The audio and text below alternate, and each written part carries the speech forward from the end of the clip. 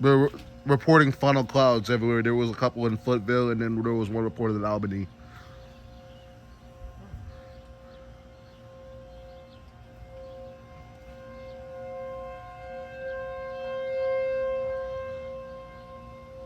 Southern Wisconsin just can't get enough, huh?